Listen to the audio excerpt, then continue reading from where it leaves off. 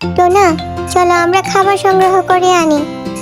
যা খাবার সংগ্রহ করা ছিল সব তো শেষ হয়ে গেছে। ঠিক আছে টুনি, তাহলে চলো আমরা খাবার সংগ্রহ করে আনি। একেবারে 3-4 দিনের জন্য নিয়ে আসতে হবে, যাতে প্রতিদিন যেতে না হয়।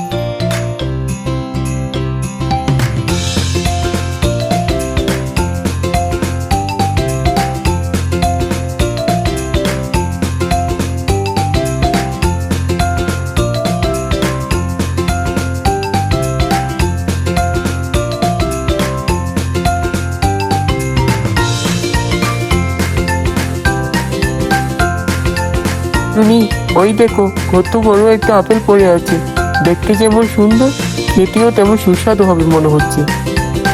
তাহলে দেরি কেন টোনা, আমরা খাওয়া শুরু করে দিই।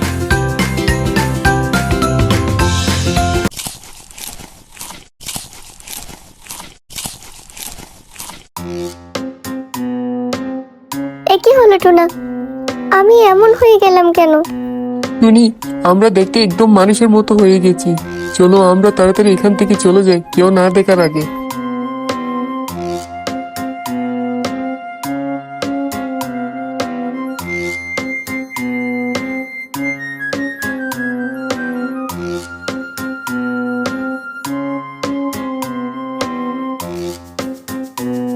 ওনারা মানুষ নাকি ভূত কিছুই তো বুঝতে পারছি না। দিন দুপুরে আকাশে উঠছে। টুনি, নিশ্চয়ই আপেলটার মধ্যে কিছু একটা ছিল, না হলে আমরা আপেলটা খাওয়ার সাথে সাথে মানুষ হয়ে গেলাম কেন? তুমি ঠিকই বলেছো টোনা, কিন্তু এখন তো আমাদের থাকার ব্যবস্থা করতে হবে। এটা তো আমাদের পাখিদের বাসা, এই পাখিদের বাসায় তো আমরা থাকতে পারবো না। তাছাড়া আমাদের পাখি বন্ধুরা জানতে পারলে, আত্মীয় স্বজনরা জানতে পারলে আমাদের সমাজ থেকে বের করে দিবে। তাড়াতাড়ি কোনো একটা কিছু করতে হবে আমাদের। এদিকে আমরা হাঁটতেও পারছি না, উঠতে হবে দিন দুপুরে। তুমি কোনো চিন্তা করো না টুনি, আমি একটু উপায় পেয়ে গেছি। টুনি, তুমি ঘরে থাকো, আমি একটু আমার পাখি বন্ধুর সাথে দেখা করে আসি। কোনো একটা উপায় তো বের করতে হবে আমাদের। ঠিক আছে টোনা, তুমি যাও, তাড়াতাড়ি ফিরে এসো।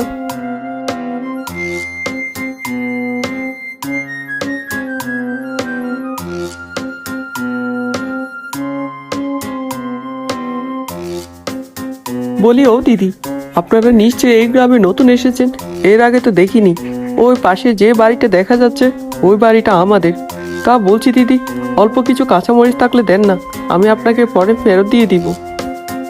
ঠিক আছে, তুমি একটু অপেক্ষা করো, আমি এক্ষুনি গিয়ে তোমার জন্য কাঁচা মরিচ নিয়ে আসছি। এ কেমন কণ্ঠস্বর, একদম পাখির মতো। ও মাগো, এই উঠছে কেন? আমি এখান থেকে পালাই, দিন দুপুরে ভূতের কাছে এসেছি। দাঁড়াও, ও দিদি দাঁড়াও, মরিচ নিয়ে যাও। আমার খুব অন্যায় হয়ে গেছে মাগো, আমাকে ছেড়ে দাও। আমি আর কোনোদিন তোমার কাছ থেকে কাঁচা মরিচ চাইবো না। ও অনেক ভয় পেয়েছে। ভয় পাওয়ারই তো কথা, আমরা তো হলাম পাখি, মানুষের মতো কেমনে আচরণ করি। যাকে, আমি কাঁচা মরিচগুলো ওর ঘরের সামনে রেখে তারপরে চলে যাব। গিন্নি, ও গিন্নি, ঘরের বাইরে অনেকগুলো কাঁচা মরিচ দেখা যাচ্ছে, এগুলো কি তুমি রেখেছো?